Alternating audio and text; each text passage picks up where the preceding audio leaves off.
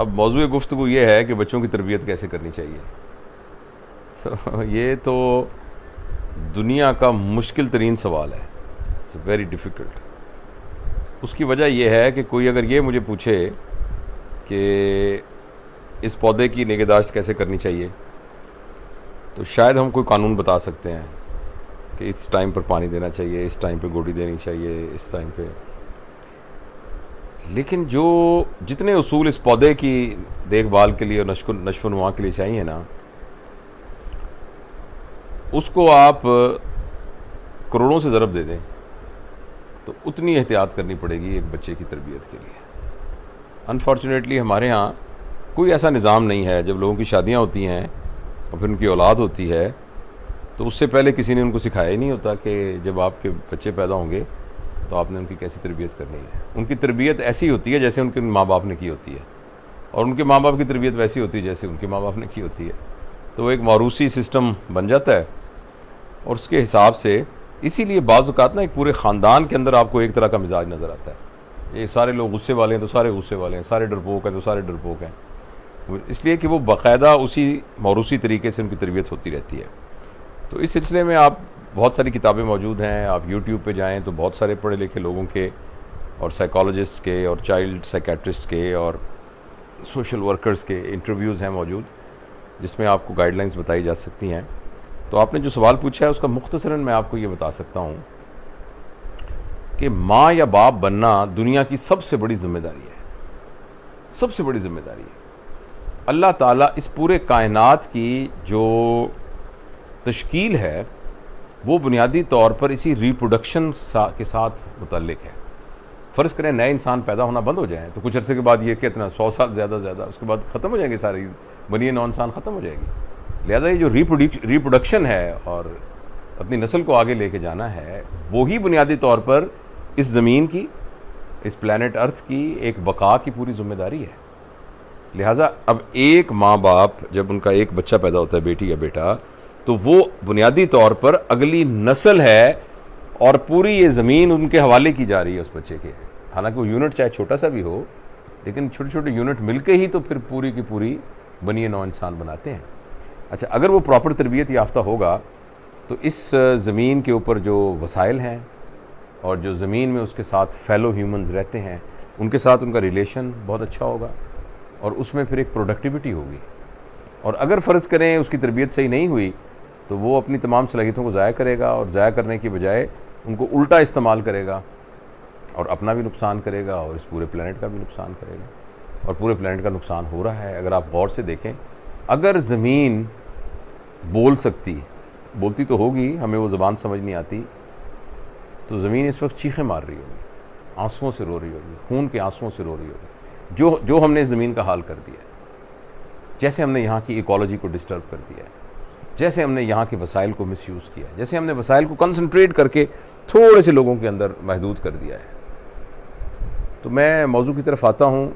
बच्चों की तरबियत के सिलसिले में 5-10 मिनट की गुफ्तगू के अंदर सारे प्रिंसिपल तो नहीं बताए जा सकते। बुनियादी बात यह है कि ये बात आप याद रखिए कि आपका बच्चा पैदा होते ही एक इंडिविजुअल एडल्ट होता है, एडल्ट माइंडेड होता है। मेरा कहने का मतलब ये है, चाहे आपको छोटा सा लग रहा हो और वो लग रहा हो कि इसको तो कुछ पता ही नहीं है, इसको तो कुछ समझ में नहीं आ रही, तो ये बात आप जहन से निकाल दें। जो ही बच्चा इस दुनिया में आता है उसको सब पता चल रहा होता है और सब उसको रजिस्टर हो रहा होता है, और एक एडल्ट की निस्बत वो ज़्यादा प्योर फॉर्म के अंदर रजिस्टर कर रहा होता है। एक एडल्ट को तो आप अपनी चर्ब ज़बानी से और बातों के ज़रिए और कोई ड्रामा करके अपनी मर्ज़ी के मुताबिक कन्विंस कर सकते हैं, मगर वो जो बच्चा है ना, वो प्योर मिरर की तरह होता है। उसको आप अपनी बातों से भी फुसला नहीं सकते। जो ओरिजिनल होता है वो अक्स उसके ऊपर पड़ रहा होता है। तो पहला सबक ये है कि जिस वक्त आपके घर में अल्लाह ताला आपको औलाद दे, तो डे 1 से आप ये समझिए कि आपका एक क्लोज सर्किट टीवी, आपके कैमरा लग गया आपके ऊपर वो जो बच्चा है ना, वो एक क्लोज सर्किट टीवी आपके ऊपर लग गया है, कैमरा लग गया है। वो आपकी मॉनिटरिंग हो रही है और आपकी विजिलेंस हो रही है, और आप जो कुछ कर रहे हैं उस बच्चे के दिमाग के ऊपर मुनक़स हो रहा है। ख़ास तौर पर जिस बात का बच्चे के ऊपर बहुत बुरा असर होता है वो है माँ बाप का आपस में रिलेशनशिप। अगर माँ बाप जो हैं एक दूसरे के सामने लड़ते हैं, झगड़ते हैं, गालियां देते हैं एक दूसरे को और अपना बुरा रिलेशनशिप शो करते हैं, तो ये सारी की सारी बातें, ख़ास तौर पे वायलेंस, अगर फिज़िकल वायलेंस होती है, फिज़िकल वायलेंस वो दोनों तरफ से हो सकती है। हमारे माशरे में समझते हैं सिर्फ मर्द की तरफ से ही हो सकती है, किसी भी तरफ से भी। Mental violence, harassment, physical violence, economic मुआशी वायलेंस, कोई भी वायलेंस जब होती है तो वो बच्चा जो है वो बुनियादी तौर पर उसको एज अ नॉर्म परसीव करना शुरू करता है। उसको ये लगता है कि ये नॉर्म है, जो कुछ हो रहा होता है वो उसको नॉर्म। इसीलिए बाज़ लोग आपने देखा होगा लड़ाके होते हैं, बदतमीज़ होते हैं, झगड़ते हैं लोगों के साथ, सबको पता लग रहा होता है कि ये नॉर्मल बिहेव कर रहे हैं, लोगों को गालियां दे रहे होते हैं, उनको कुछ भी नहीं होता, वो बिल्कुल ठीक बैठे होते हैं। इसलिए कि उनके सिस्टम के अंदर ये गालियां देना, लड़ना झगड़ना, ये नॉर्म के तौर पर फिक्स हो जाता है, क्योंकि उन्होंने घर में यही देखा हुआ होता है कि जो एग्रेशन कर रहा है वही सक्सेसफुल हो रहा है, तो उनका नॉर्म बन जाता है। इसलिए एडल्ट्स को चेंज करना बहुत मुश्किल होता है, क्योंकि ये उनके नज़दीक नॉर्मल होता है। पोलाइट होना अब नॉर्मल होता है। मतलब बहुत सारे लोग मेरे साथ भी गुफ्तगू कहते हैं, नहीं जी नहीं, बिल्कुल नर्म होकर कहाँ गुजारा होता है, दुनिया में सख्त होना पड़ता है, जहाँ सख्ती करनी होती है सख्ती करनी होती है। ये सिर्फ ये शो करता है कि उनके नज़दीक एक एबनॉर्मल नॉर्मल के तौर पर परसीव हुआ है। तो एक तो घर के अंदर माहौल को ना, एक जिसे मैं क्या मिसाल दूँ, जन्नती माहौल होना चाहिए। अगर माँ मियाँ बीवी की आपस में कोई झगड़ा है, कोई लड़ाई है, तो अलग से सॉर्ट आउट कर लें उसको, बच्चों के सामने उसको बिल्कुल सॉर्ट आउट, बच्चों के सामने बिल्कुल अपनी लिनन, जिसे कहते हैं ना, चौक में अपनी लिनन नहीं धोनी चाहिए, अंग्रेजी का है ना, don't wash your linen in the street, तो वो नहीं करनी चाहिए, नंबर एक। अच्छा, दूसरा ये है कि शुरू से ही ना बच्चों को प्री कंडीशन नहीं कर देना चाहिए, मेरा बच्चा ये बनेगा, मेरा बच्चा ये बनेगा, मेरा बच्चा यूं करेगा, शुरू अभी उसकी ज़रूरियात ही नहीं है, ये अभी उसकी कोई ज़रूरत नहीं है ये बात कि डॉक्टर क्या होता है, इंजीनियर का, शुरू ही इससे उसके दिमाग को आप स्टफ़ करना शुरू कर दें, ये ना करें। दूसरी बात। अच्छा, तीसरी बात यह है कि उस बच्चे को ना जो आप बनाना चाहते हैं अपनी ज़िंदगी के अंदर, बस उनको क्या बनाना चाहते हैं लोग, मैं अच्छा इंसान बनाना चाहता हूँ, आप क्या बनाना चाहते हैं, मैं कमिश्नर बनाना चाहता हूँ, आप क्या बनाना चाहते हैं, मैं डॉक्टर बनाना चाहता हूँ। अच्छा, आप जो भी, मैं हाफिज़ कुरान बनाना चाहता हूँ, बड़ी अच्छी बात, जो भी आप बनाना चाहते हैं ना, उस बच्चे की उसी तरह से इज्जत करनी शुरू कर दें जो कि उस बंदे की इज्जत होती है। फ़र्ज़ करें आप 2 साल के बच्चे को हाफिज़ कुरान बनाना चाहते हैं, तो 2 साल में ही उसकी वो इज्जत करने लग जाएं जो आप हाफिज़ कुरान की इज्जत करते हैं। आप उसको कमिश्नर बनाना चाहते हैं तो 2 साल के बच्चे को उसी तरह बुलाना शुरू कर दें, उसी तरह की इज्जत करनी शुरू कर दें जिस तरह के कमिश्नर की इज्जत होगी। अदरवाइज आप उसके अंदर एक मुनाफिकत पैदा कर देंगे। बच्चे को तो आप कहते हैं उठो, खड़ा हो, चल चल जाओ, नाक साफ करो, क्या यानी आप उसके साथ इस तरह से गुफ्तगू कर रहे हैं और आप उसके रोल मॉडल हैं और कहते हैं कि मेरा बेटा इंशाल्लाह कमिश्नर बनेगा, तो कैसा कमिश्नर बनेगा वो? तो उसकी वही वाली इज्जत घर में करें। और चौथी अगली बात यह है कि बच्चे को ना एज एन एडल्ट ट्रीट करें, अपनी मर्जी को गैर ज़रूरी तौर पर उस पर मत ठोंसें। बच्चा कहता है ना, नहीं मैंने ये लाल रंग की शर्ट लेनी है, ये फैसला उसको खुद करना है। बुरी लगती है, लाल रंग की शर्ट अच्छी लगती है, इतने फूलों वाली अच्छी लगती है, भाई आपको नहीं लगती अच्छी ना, उसको लगती है। अच्छा, बिलफर्ज वो गलत तजुर्बा कर रहा है, वो जो कर रहा है वो गलत है, लेकिन सेफ है ना, कोई उसमें नुकसान तो नहीं हो रहा, तो उसको अपना तजर्बा खुद करने दें। अगर आपके ख्याल के अंदर लाल रंग की फुंदरों वाली शर्ट अच्छी नहीं होती तो ये बात उसको खुद सीखने दें। अगर वो खुद सीख के उसको अच्छा नहीं समझेगा तो छोड़ देगा, लेकिन अगर वो फिर भी उसको अच्छा समझता रहेगा तो ये आपका प्रॉब्लम नहीं है। बहुत दफ़ा ऐसा होता है कि हम कहते हैं मेरा बच्चा बहुत ज़िद्दी है, असल में आपका बच्चा ज़िद्दी नहीं होता, आप खुद ज़िद्दी होते हैं। भिंडी खाओ भिंडी, वो कहता है मैंने भिंडी नहीं खानी, नहीं तुम भिंडी खाओ, वो कहता है मैंने भिंडी नहीं खानी। आप कहते कितना ज़िद्दी है, लेकिन आप गौर से देखें तो वो ज़िद्दी नहीं, आप ज़िद्दी हैं ये आप ज़िद कर रहे हैं, बच्चा ज़िद नहीं कर रहा। हाँ, बच्चा ज़िद नहीं कर रहा, आप ज़िद कर रहे हैं। तो इसलिए बच्चे को एज एन एडल्ट ट्रीट करें, जो उसके अपने, मैं अभी सोना चाहता हूँ, नहीं ये सोने का टाइम है, उठो, भाई उसका सोना चाहता है उसको सोने दे, एज लॉन्ग एज ये सोना किसी तरीके से किसी अखलाकियात, किसी मैनरिज्म और किसी उसके साथ नहीं क्लैश करता। अच्छा, अब आप ये बात पूछेंगे कि अगर बच्चे को अपने हाथ में इस तरह ही छोड़ दिया जाए तो फिर आखिर बच्चे की तरबियत क्या करनी, बच्चे को तो अपने सही गलत का नहीं पता। ये बात एक वैलिड बात है कि एक बच्चा एक बात करना चाहता है मगर वो सही नहीं है। उस सिलसिले में गुजारिश ये है कि अगर आप समझते हैं कि एक चीज़ सही नहीं है और बच्चे के लिए सेफ नहीं है तो अपनी अथॉरिटी यूज़ करके उसको ये मत कहें, उसके साथ आर्गूमेंट करें, उसको कहें बेटा बैठो हम इस बात पर बात करेंगे और आर्गूमेंट करें। और उसको अपॉर्चुनिटी दें आर्गू करने की। कभी कभी आपको अपने वालिद होने या वालदा होने के तौर पर एक डिसीजन करना पड़ेगा, वो भी आर्गूमेंट के बाद ये तय कर लें कि बेटा हम इस नतीजे पर पहुंचे हैं और एक चीज़ हमारे दरमियान सेटल होनी है कि आखिर में अगर आर्गूमेंट हमारी फेल हो जाए तो फिर जो अब्बू कहेंगे वो आपने करना है, तो लेट्स सेटल डाउन इट। तो अब बेटा मैं चूंकि कह रहा हूं ना तो आपने मानना है। यानी अभी भी जब आपने यूज़ किया है तो आप एक उसूल बना के, उस उसूल में यह था कि एंड में जो अब्बा जी कहेंगे वो मानना है, और उसकी टर्म्स कंडीशन आपने पहले आर्गूमेंट में तय की हुई है। तो अपनी अथॉरिटी को जहां आपने यूज़ भी करना है उसको इसी तरीके से एक लीगलाइज करके यानी अपनी अथॉरिटी को यूज़ करना है, और ये नहीं करना। अच्छा, दूसरी बात यह है, जैसे मैं दोबारा दोहराता हूँ, छोटे छोटे जो ट्रिवियल फैसले हैं ना बच्चों के, उनको खुद करने दें। इसके अलावा बच्चों को ना इंडिपेंडेंट बनाने की तरबियत दें। हर वक्त बाज़ लोग ना मोहब्बत के नाम पर, प्यार के नाम पर अपने बच्चों को बिल्कुल मफलूज बना देते हैं, अपाहज बना देते हैं। तुमने नहीं उठना, तुमने नहीं उठना, ना ना ना तुमने नहीं जाना, मैं जाऊंगा। छोटी उम्र में बच्चों को इंडिपेंडेंट करें, लोगों के साथ आप मॉनिटर करते रहें उसको, वो गलत लोगों के साथ ना उठना बैठना हो। उसके बाज़ का तो उसके क्लासमेट्स वगैरह गलत होते हैं, जो तरबियत याफ्ता नहीं होते, जिनका सही नहीं होता, तो आप उस पर नज़र रखें, खुद नज़र रखें, लेकिन उनको देखने दें, उन बच्चों से मिलने दें जो गालियां देते हैं, ताकि उसको समझ में आए और वो इतना उसको पहले पता हो कि गाली देना बहुत बुरी बात है, और वो अपनी समझ के साथ उसको करे। इसी तरीके से उसको खुद पैदल जाने दें, स्कूल वो खुद अकेला जाए, स्कूल से वो खुद आए। हाँ, उसको प्रोटेक्ट करने का पूरा आप इंतज़ाम करें, लेकिन उसको ना इंडिपेंडेंट, आप सौदा खरीदने जा रहे हैं, उसका मैं बेटा गाड़ी में बैठा हूँ या मैं जा रहा हूँ, तो जाओ तुम जाके सौदा ले आओ।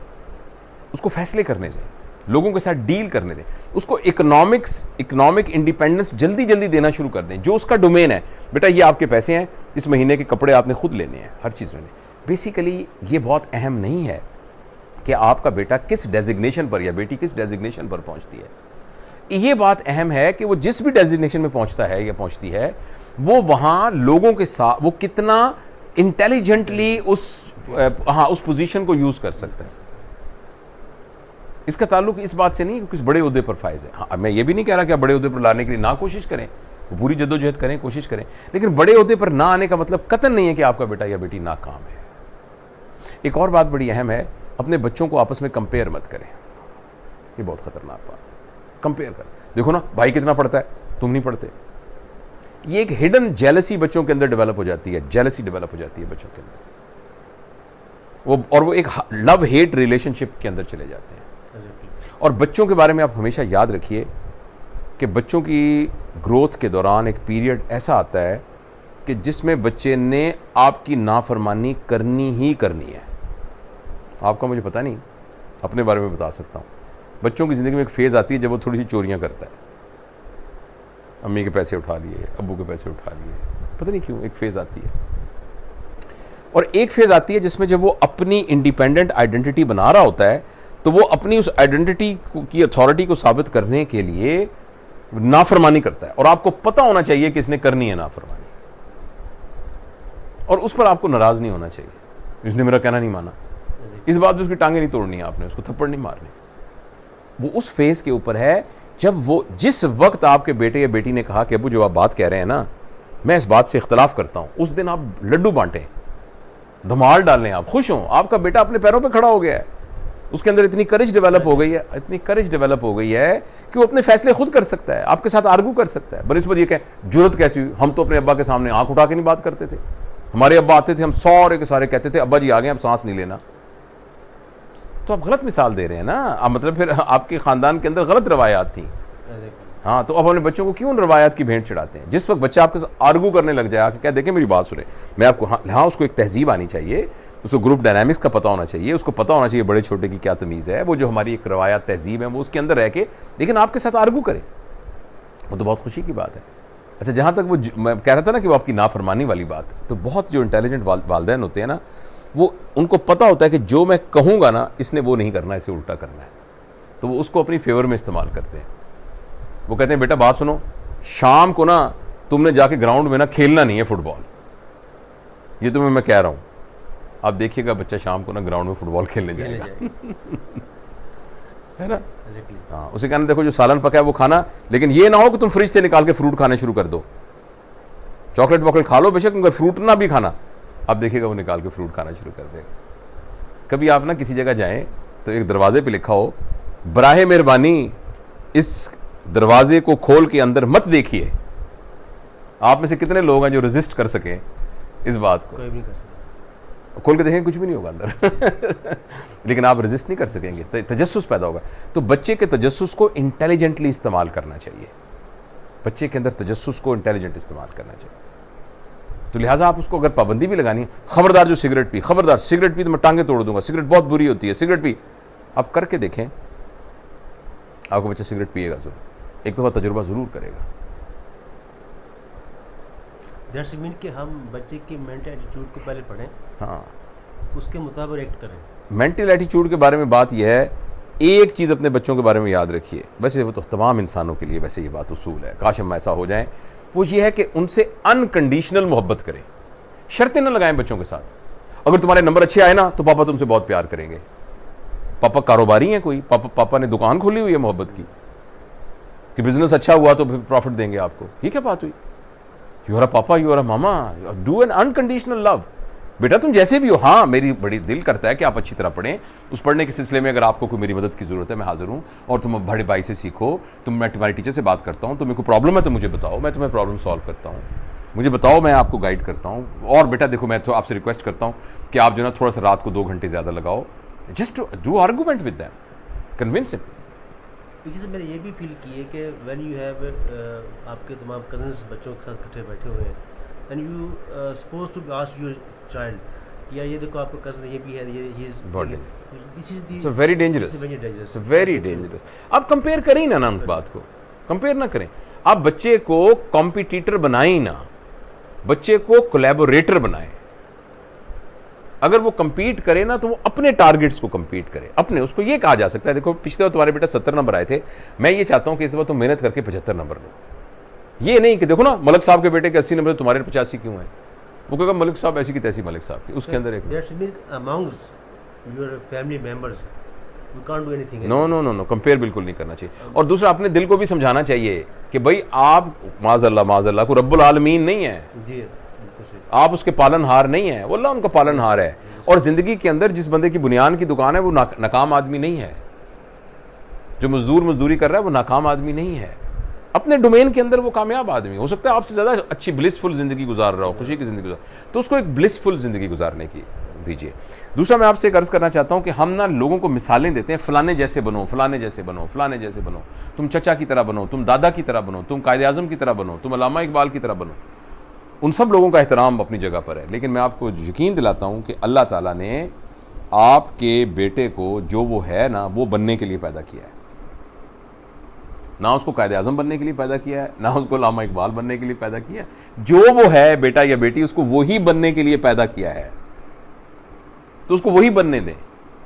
जैसे अब एक पौधे में आप लगाएं, खजूर का जो ये दरख्त नज़र आ रहा है आपको, खजूर का दरख्त है ना, आप कहें यार अमरूद का दरख्त बनेगी, अमरूद का दरख्त किसी तरीके से पैमंद लगाएं, उसको बेलें लगाएं, पता नहीं क्या जो साइंटिफिक तरीका निकले उसके ऊपर उसका पोलन डालें, कुछ डालें, तो अमरूद का दरख्त तो वो कभी नहीं बनेगा। लेकिन एक बात और भी होगी कि वो खजूर का दरख्त भी नहीं बन सकेगा। हाँ, जो बनने के लिए आया था वो भी नहीं बन सकेगा। आपका बच्चा जो बनने के लिए आया उसको खुदा के लिए वो बनने दे, और उसी के अंदर ही उसकी खुशबू है। खजूर के दरख्त की खुशबू खजूर बनने के अंदर है, अमरूद के दरख्त की खुशबू, गुलाब के फूल की खुशबू गुलाब बनने में है, मोतिये के फूल की खुशबू मोतिया बनने में। Sir one thing I want to say बता कि आजकल हमारे माशरे में बीइंग ए चाइल्ड, बच्चे जो हमारे जो मीडिया प्ले कर रहा है आजकल, इवन हमने जो फैसिलिटीज़ दी हुई हैं अपने बच्चों को in the form of mobiles, in the form of other things, in the form of computers, ये कितना बच्चों की लाइफ पे असरअंदाज हो रहा है? अच्छा, इस बात को हम ना किसी एक और गुफ्तगू में इंशाल्लाह वाज़े करेंगे, क्योंकि ये एक अलग से मौजू बन जाता है। लेकिन बेसिक प्रिंसिपल वही है कि बच्चों को आपने मेहनत का, मुशक्क़त का आदी बनाना है, उनको उनके पैरों पे खड़ा होना सिखाना है, अपना काम खुद करने का। ये जो है ना, ये जो सहूलतें हमने दी हुई हैं बहुत ज़्यादा, एज सच इसके अंदर कोई प्रॉब्लम नहीं है, अल्लाह ने आपको जो वसाइल दिए हैं तो आपने उनको सहूलतें दी हुई हैं। लेकिन आप ये याद रखिए कि बीइंग अ वालिदैन, आपके ज़ुम्मे ये है कि आपका बच्चा मुआशरे में एक इफ़ेक्टिव ह्यूमन बीइंग के तौर, इन्फ्लुएंशियल इफ़ेक्टिव ह्यूमन बीइंग के तौर पर जाए। उसके लिए जो उसको स्किल्स चाहिए उसकी अपॉर्चुनिटी आपने प्रोवाइड करनी है। मसलन देखिए, मैंने तो जो गलतियां अपने मेरे 4 बच्चे हैं, आप जानते हैं, तो अल्लाह का शुक्र है, बड़ा एहसान है, बहुत प्यारे बच्चे हैं, अल्लाह उनको ज़िंदगी दे, बहुत बहुत अच्छे बच्चे हैं, मैं बहुत अल्लाह का शुक्रगुजार हूँ। और मुझे, मैं अब सोचता हूँ, आपके साथ ये बातें तो कर रहा हूँ, मैं जो सोचता हूँ जो गलतियाँ मैंने उनकी तरबियत के दौरान मुझसे हुई, जो मुझे मालूम नहीं था, तो अगर मैं लाइफ को रीलिव करूँ ना, लाइफ को रीलिव करूँ जी जी, या अपने ग्रैंड चिल्ड्रन, अल्लाह मुझे उसके वो मौका है, तो मैं बेसिकली ये चाहूँगा कि उनको मैं ना एक ऐसी ज़िंदगी दूँ जिसमें वो मुशक्क़त को इंजॉय करते हुए तरबियत हासिल करें। मसलन जो बच्चे हैं ना, आपका जो बच्चा आपके साथ है, आप उसको साथ मिल के ना, तो अभी अब आपको पता है ना, अभी हमने मिल के झाड़ू दिया यहाँ, क्योंकि ये हमारा ज़रा रिक्रिएशन वाली जगह है, तो इसमें और होता नहीं है, घर की ख़वातीन भी यहाँ नहीं होती, तो या आती हैं मेरी वाइफ, तो फिर वो करती हैं, लेकिन हमारा उसूल ये है कि सबसे पहले आके हमने यहाँ झाड़ू देना है, और हमने आके पोछा, देखें वो डस्टर पड़ा हुआ है, पोछा मारा, अभी सारा के झाड़ू दिया। तो हम अपने बच्चों का, चलो बेटा आज हम घर साफ करते हैं, सारे मिलकर घर साफ करते हैं, अच्छा ऐसा करते हैं, और मेरे साथ आओ, आज हम कपड़े धोएंगे। अच्छा दूसरा, सब लोग ऐसा करो, खाना खा लिया ना, खाना खा लिया, शाबाश, अब आप ऐसा करें कि सारे लोग जो हैं वो अपनी अपनी प्लेटें खुद साफ करें। और दूसरा, कूड़ा सारे उठा, आम के छिलके जो ना सारे आपको हम खुद फेंक के आएंगे, ठीक है ना। अब ये है मुशक्कत वाली इंजॉयबल लाइफ मुशक्कत वाली मगर इंजॉयबल लाइफ। तो अच्छा, दूसरा आप ये कह रहे थे ना कि हमने चीज़ें दे दी हैं, मोबाइल ले दिया, पता है क्यों लेके दिया है? क्योंकि भाई साहब, आपने और मैंने सुबह निकलना होता है 8 बजे, और हमने पैसे कमाने होते हैं, और हमने 10 बजे रात को आना होता है, और 10 बजे आके भी हमने अपनी फाइलों पे काम करना होता है, और फिर हमने कहना, देखो तुम्हें गाड़ी लेके दी, तुम्हें शर्म नहीं आती, तुम्हें हमने मोबाइल लेके दिया, शर्म, तुम्हारी उम्र के बच्चों के पास मोटरसाइकिल भी नहीं है और तुम गाड़ी में फिर रहे हो, क्योंकि हमने उनके लिए इतनी मेहनत की और उन पर एहसान किया। लेकिन हम ये भूल गए कि हमने उनको अपना आप नहीं दिया। हाँ, जो गोद में बिठा के गले में रख के ना उसके साथ लतीफ़े सुनाने थे, वो नहीं सुनाए, जो उसकी कहानियों को सुनना था। शाम को, अब्बू हमारे क्लास में एक लड़का था, उसने ये कहा, फिर उसने ये कहा, फिर इससे उसकी तरबियत होनी थी, वो तो हमारे पास टाइम ही नहीं है। तो हमने उसको जना एक छोटा सा ये प्लास्टिक का टुकड़ा दे के उसको कहा, ये देखो 1 लाख रुपए का आता है, तो उसमें गेमें भी डलवा दी उसको। तो इसमें उनका कसूर नहीं है, हमारा अपना कसूर है। अगर हमने उनको इंजॉयबल इन्वायरमेंट घर में प्रोवाइड किया होता ना कंपनी का, तो ऐसा ना करते। उसको लिसन करें व्हाट दे आर सेइंग, क्या वो कहना चाहते हैं। इन्फ्लुएंशियल होने के 3 उसूल हैं, लिसन, ऑब्जर्व एंड सर्व। यही बात आपने जैसे बात की थी इमोशनल इंटेलिजेंस में, वही चीज़ सामने आ रही है। हाँ, तो बहरहाल ये बात तो गुफ्तगू लंबी हो रही है, मुख्तसर अगर हम इसको सम अप करें इन सारी बातों को, वो ये होगा कि नंबर 1 तो ये है कि औलाद होना एक बहुत बड़ी रिस्पॉन्सिबिलिटी है। जिस दिन आपके घर औलाद पैदा हो जाए, आप बदल जाएं, होशियार हो जाएं, आप कहें अब मैं वो आदमी नहीं रहा जो मैं पहले था, अब घर के अंदर इल डिसिप्लिन नहीं होगा घर के अंदर। अच्छा दूसरा है ना, आप ये जो हमारे उर्दू स्पीकिंग लोग हैं ना, खास तौर पे वो अपने बच्चों को बड़े अदब से बुलाते हैं, मुझे बड़ा अच्छा लगता है। जी, हम कहें, ओए ओए उल्लू, ओ खड़ा हो, ओए बंदर खड़ा हो। हमारा ये कंसेप्ट भी उनका निकनेम ज़्यादा। अच्छा, मैंने देखा है कि हमारे पास एक दफ़ा एक ना बहुत ही बुजुर्ग खातून और एक उनके साथ उनके हस्बैंड थे, बुजुर्ग, छोटा सा बच्चा, गौरमन उनका पोता या नवासा होगा, वो लेके आए, तो गोद में ऐसे रखा हुआ था और कहने लगे, ये जब पेशाब करते हैं तो बहुत रोते हैं। तो मैं ये समझा कि शायद वो उन बुजुर्गों के बारे में बात कर रही, इतनी एहतराम से बात कर रही थी, तो मुझे ख्याल ही नहीं आया कि इतने अदब के साथ ना वो एक नौज़ायदा बच्चे को बुला रही हैं कि जब ये पेशाब करते हैं तो ये बहुत रोते हैं। लेकिन मैंने उससे बहुत सबक सीखा कि पहले दिन ही आप उनसे जैसा आप उसको मुआशरे में वैसी बात है। तो एक बात तो ये कि उनके साथ हम खुद बड़े मोहतात हो जाएं और अपनी ज़िंदगी को एक रोल मॉडल के तौर पे बच्चों के सामने पेश करें, यानी हमारे ऊपर कोई उंगली ना उठा सकता हो, हम झूठे ना हो, हम बददियानत ना हो, बेईमान ना हो, हम गंदे ना हो, हम सफाई का ख्याल रखते हो, हम सड़क के ऊपर थूकते ना हो, हम कूड़ा ना फेंकते हो, हम लाइन में लग के चीज़ें लेते हो, हम नाजायज़ अपने इख्तियारात के ज़रिए से उनको प्रमोट करने की कोशिश ना करते हो, यानी हम एक रोल मॉडल हो। दूसरा ये कि बच्चों का कंपैरिजन ना करें एक दूसरे के साथ। तीसरा, उनको इंडिपेंडेंट अपने फैसले करने दें, छोटे छोटे, जो बहुत बड़े फैसले हैं उसमें ज़ाहिर है आप इंटरवीन करें, मगर जिनमें उनकी सेफ्टी हो। लेकिन ये कि छोटे छोटे फैसले जो बिनाइन फैसले हैं, जिनका कुछ नहीं है, वो कहते हैं मैंने वो बेड क्यों नहीं सोना, ज़मीन पर सोना है, सोने दो यार, क्या है। वो कहते हैं ना आज मैंने दूध नहीं खाना, आइसक्रीम, तो खाने दो, क्या है। तो उनके अपने अपने फैसले। और तीसरा, इनको मुशक्कत का आदी बनाएं। लाड का मतलब यह है, अगर आपने बच्चों के साथ बहुत लाड किया है, इसका मतलब यह है कि आपने उनको एक इंजॉयबल किस्म की ट्रेनिंग और मुशक्कत में डाला है। तो ये चीज़ें हैं। और बाकी एक बात और याद रखिएगा, सब कुछ आप कर लें, सब कुछ कर लें, सब कुछ पैदा करने वाले के हाथ में। अल्टीमेटली उसका क्या नतीजा निकलेगा बेशक वो अल्लाह के हाथ में अल्लाह है। का। इसलिए अपनी औलाद के लिए दुआ बड़ी ज़रूरी है मांगनी। रातों को उठ उठ के ना कहीं अल्लाह पाक ये मैं कर, जैसे माली ना माली दा कम पानी देना, अपने मशहूर बात, सही हाँ, और मालक दा कम फल फूल लाना, लावे ये ना लाए। तो औलाद के बारे में सुबह शाम काम करें, मेहनत करें, जद्दोजहद करें, उनको मुश्किल आर्गू करें, रात को ना वक्त निकाल के कि या अल्लाह ये मेरे बूटे हैं, पौधे हैं मेरे, इनको मैंने पानी दिया है, इनको मैंने खाद दिया है, इनको मैंने सर्दी गर्मी से बचाया है, अल्लाह अब तू फल लगा, और ये करके बाकी अल्लाह पे छोड़ दे। ये बात है। Thanks lot. Thank you.